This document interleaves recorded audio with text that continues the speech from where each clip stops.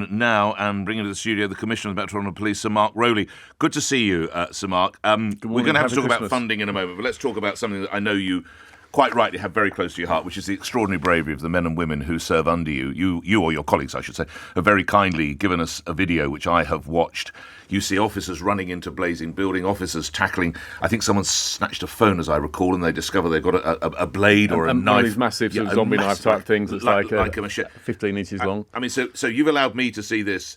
These men and women are doing this every day. This is like a 7-day-a-week for you. What do you think about these officers? They're extraordinary. I sort of the thing that always blows me away when I speak to them at commendations or medal ceremonies or pick up the phone at the weekend when officers are injured or see officers in hospital, sadly, is they're always so understated and like, well, I'm just doing what everyone else would do. I said, no, you're not. You're doing amazing things. I mean, there's some of the videos you've got out there. You've got people going to a flat and there's a guy with the chainsaw they have to take on. Oh, sorry, a circular saw, I think. Circular saw, yeah. There's another one where they're going to a fire. I mean, last weekend we had this and 2 officers saved some people's lives in a fire. And you're right. There's smoke pouring out of this apartment. Got quite bad burns on his arm. Yeah. But the other officer, it wasn't possible to speak to him the next day because he was already making arrests the next day. It's like back in at work and at it again. You've got people taking on these youngsters with zombie knives who are doing the phone robberies. It's just extraordinary. I think one of the videos is an awful incident we had during the course of the year where a traffic officer was pursuing somebody and got reversed into. Yeah, I saw that. I mean, I visited him in hospital. His pelvis had been fractured. It takes a long time to have your pelvis put back together. Really gruesome. And there's other sorts of bravery I think people should think about. Officers who investigate, say, child abuse or paedophiles end up spending loads of time looking at ghastly looking at ghastly videos and things online. Or they end up sat down with kids and watching. So that all that trauma that they're witnessing all the time, that's a different sort of bravery to deal with that day in and day out because it matters to be able to bring the offenders to justice. So it's just extraordinary. As sort of people are having Christmas dinners and celebrating over Christmas and New Year, assaults on police officers will go up by a quarter over that period. They do every Christmas because of alcohol and violence as people are wading into situations where domestic abuse and domestic violence and with that, or nighttime economy type violence. So more officers will be getting assaulted over Christmas. The average over the course of the year, so we have 18 officers a day assaulted. And what level of assault is always physical or some of it verbal? So 18 assaulted, so it's always physical. Right, so about half shouting of them, at a police officer, that's physically assaulted. Right, about half of them are injured. Right. So about 18 a day, about half injured. And of those, 2 a week are serious injuries. Has this grown over recent years, Sir Mark? It's far different to sort of to decades ago. The aggression and violence officers face is really ghastly, and some of these weapons out there, so say the knives that officers are facing, which are sort of horrific, and we've got great equipment and great skills, but sometimes officers do get injured by those. I was a month or so ago. I was visiting for the second time the young woman officer who was horrifically injured in the Hainault incident where the young boy was horrifically murdered, and she's still at home with her family. She's got a lovely family, all the right support around her. She's a determined young woman. She's massively impressive, but it's going to take a hell of a long time for the physical injuries to recover, and then the mental injuries of being in a moment where you were close to death. I mean, all of that, and these people are so resilient and so determined. It's humbling to be part of the organisation, to be their leader. So, Mark, I've got to ask you, why? Why is society getting so much more violent towards police officers? You've been in the job for, decades, haven't you? Yeah, a long time, 37 years. Okay. So I joined when I was 2, just for the record, yeah. School project. Yeah, exactly. So you've been in the job for nearly 4 decades. Respectfully, it wouldn't have been like that when you started as a bobby, I very much doubt. So why has society changed to this degree? So I think there's more weapons out there, but I think the second thing is I think there's just less respect of authority, isn't there? So I think all institutions are for this sort of policing, journalism, politics, teachers, doctors and nurses, sort of the assaults on and in casualty, sort of the challenges that teachers face. I think all institutions, and particularly in the public sector, it's become more legitimate to criticise, and there's something sometimes about our public debate which. No one will say the public sector is perfect, but there has to be a way for public debate to be constructive about how we make policing or teaching better without slamming the people who do it and almost legitimising the violence and the anger that's out there. What was I don't want to get into the political side of this, but what was the impact of COVID? People were sort of locked down for a while and then they came out in a mass. Did violence tick up after that? It did, but I don't think that's really about COVID, because COVID, sort of, crime levels dropped massively. Of course, because nobody could get out. I'm doing hand signals on radio. How stupid is that? No. Crime dropped dramatically and it came back up, but it didn't bounce back beyond where it had been beforehand. So it's more COVID was along. All right. You talked about the support. But if people can look at the videos online and really think about it, and these officers, 24/7, 365, they're going to be doing this. They're going to be busier over Christmas whilst you're all enjoying your Christmas dinners. Indeed. Just a reference, I think you've referenced the Hainault murder. Let's just remind it's still to go before the court. So there's a suspect who is charged with murder, just to clarify that. Yeah. You talked about support that officer's enjoying. Lastly on this, do officers have is there a level of counselling or support that is provided to officers who might not have families to help them? Yeah, we spend millions of pounds on occupational health support and specialist support for officers, and that's something, I think, one of the things that, if I look back on my policing career, something that's much better. I think the way society now is prepared to take more talk about mental health. If officers are shaken or upset by issues, if they've got sort of post-traumatic stress, it's not brushed under the carpet in the way it would have been decades ago. People talk about it. People are prepared to talk about it. People are much more supportive of their colleagues, and we've got better systems in place. But it is a heavy load for people to carry. And some people, sometimes you can bounce back from PTSD, but some incidents are so gruesome and ghastly that you're going to carry it for the rest of your life. And it's really trying to help somebody. How do you carry something that was so traumatic in a way that you can carry it for the rest of your life without it undermining your ability to succeed in whatever you want to do? You've given a first-class job of the challenges. I have to ask you, how's recruitment? Recruitment's going fine. So we've got plenty of recruits in the pipeline.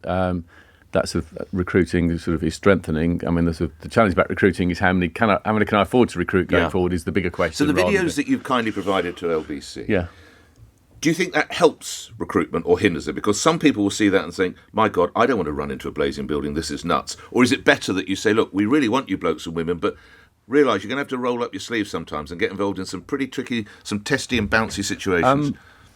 Or a bit of both? I might be able to recruit more people if I said, you don't have to face nasty people and you can stay at a warm desk all day and you don't have to work nights. But they'd probably leave in the first couple of weeks, wouldn't they? So I think you need to be honest about what the job is. We've got some great recruitment ads that have been out over the last few months that have made a big difference. And the thing that we've flipped into is it being much more real. And people can find those on our website, and they're very much done through the eyes of frontline officers. There's I think 7 or 8 of our frontline officers sort of trying to capture what they're doing day in and day out to give a sense of it, and that we've got great people with a real sense of purpose doing a difficult job. Why don't you come and join them rather than some big corporate spin? I think making it real is important, and it attracts the people who think, actually, I know that's difficult, but I want to have a go at that.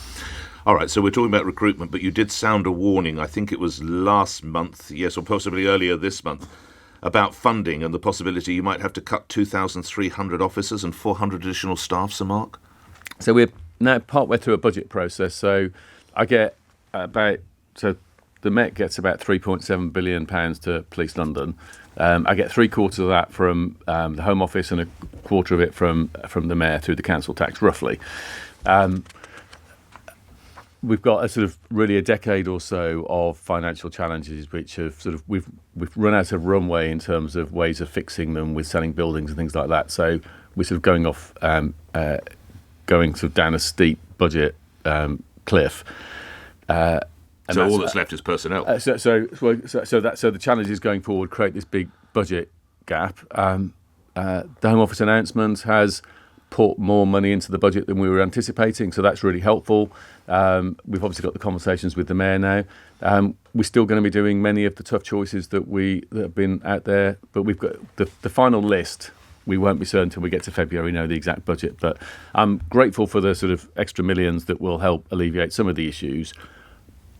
But I'm still anticipating having to do a lot of these tough choices next year. As in personnel? Yes. Is it right that the flying squad's going to be without guns? So we've got a list of things that we are was our long list of things that we would do if we got no extra money. We're reviewing that list against the money that the Home Office and see what the Mayor gives us, and then we'll make a final decision. So they might do. The blokes and women might do that. So that's the sort of changes to the flying squad was on the list. That's right. But the final list is a couple of months away. So. But this is at a time, of course, the Yvette Cooper was with me earlier this month talking about the boost in police numbers. But the reality with the financial cliff is that some will have to be let go. Police officers won't get sacked, but it's a case of, as officers retire, do we replace them all or do we only replace some of them? That's the question we've got to deal with. And the same with our police staff, who many of them, of course, do a critical operational role, because police staff are PCSOs, call handlers, scenes of crime officers, detention officers in custody. So it's a big challenge for us. The extra millions the government have given us reduced the size of the cliff, but there are still problems. But I won't know the final size of it till I get to February. Till February, okay. One thing that indeed an officer involved in this called in and told us, is that we've had to lose the specialist police officers in schools. How much of a tough decision was that, Sir Mark? So I think they're called school liaison officers. They're called school liaison officers. We're still going to do school liaison work and youth work, but we're tying it much more into our neighbourhood policing teams.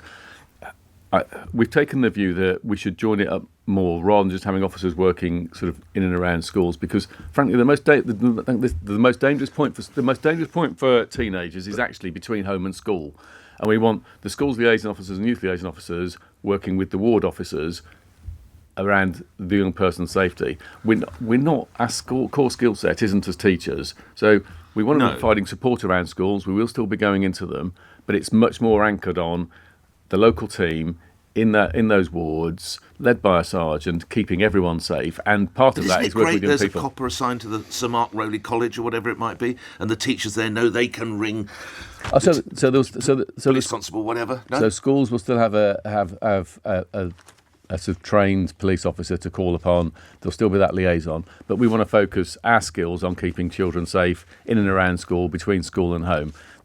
We shouldn't end up in situations where police officers are teaching lessons and teachers are patrolling outside the school at home time because they're worried about child safety.